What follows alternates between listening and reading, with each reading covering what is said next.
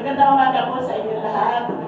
Tayo po ay muling tumayo at samahan po ninyo ako sa pagbasa sa aklat po ng Korinto, Kapitulo 12, versikulo 4 hanggang 7.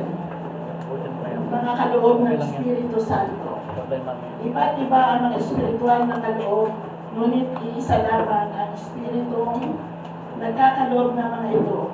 Iba't iba ang paraan ng paglilingkod, ngunit isa lamang ang Panginoong pinaglilingkuran.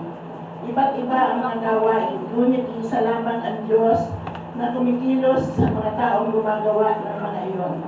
Para sa ikabubuti ng lahat, ang bawat isa ay binibigyan ng patnubay na nagpapakitang nasa Kanya ang Espiritu. Salamat sa pagkakabasa ng Kanyang mga salita. Lahat po tayo makakaupo na.